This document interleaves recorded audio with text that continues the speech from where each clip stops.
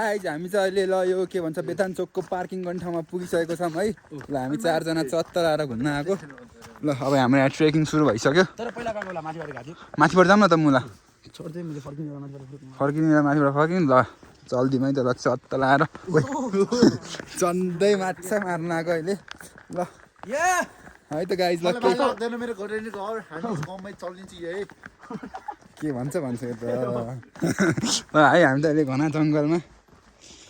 बाघको शिकार गर्नु गइराखौँ चत्तला युनिकर्नको शिकार गर्नु गइरहेछौँ युनिकर्न त घरमै छ अरे सिल्भर कलर हाम्रो बाइक नतानेर अलिकति झ्याउ भएछ औरा चाहिँ डाउन भएन धन्न सही गयो बाइकले पनि बुझिदियो त्यति बेला ठिक छ दियोस् ल है त गाइज हामी चाहिँ ल चट्टला र बेथानचोक पुगिसक्यो है हाम्रो हात चाहिँ माथि छ अहिले ल माथि आएको छु म माथि आएको छु यहाँ यिनीहरू चाहिँ माथि पुगिसक्यो ल है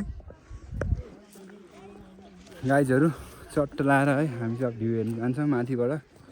मान्छे चाहिँ टन्नै रहेछ जे होस् ल है गाइजहरू चट्टला आएर कहाँबाट जाने हो खै माथि पनि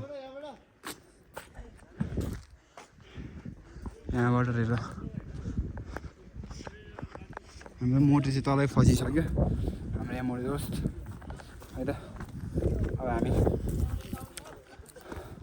4:05 गएछ हामी त्यहाँबाट 3:30 हिँडेको तलबाट जस हाम्रो केटाहरूको स्ट्यामिना चाहिँ दामी नै छ 35 मिनटमै माथि पुगिसक्यो हामी उयो मुजी झन्डै लडेको है त गाइज ल भ्यू हेर्नु है त चाहिँ खतरनाकै छ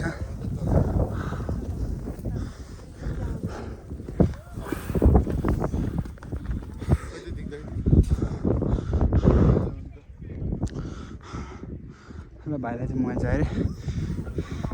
हाम्रो भाइ चाहिँ 25 मिनटमै माथि पुग्यो हाम्रो चाहिँ जोस् 35 मिनट लाग्यो भनौँ गाइस ल हामी चाहिँ अब फर्किँदै हो है अब हामी अब काठमाडौँतिर लाग्दैछौँ हामी ल हाम्रो यहाँ ओ यहाँ हेरौँ केटा ओ त्यहाँ भ्यू पनि हेरौँ ल भ्यू हेरौँ है केटा हो blue pink is the favourite होइन फेरि ल ल जाउँ है त बिस्तारी ल बाई बाई जान्छु ल बाबुहरू बिस्तारी जाऊँ ल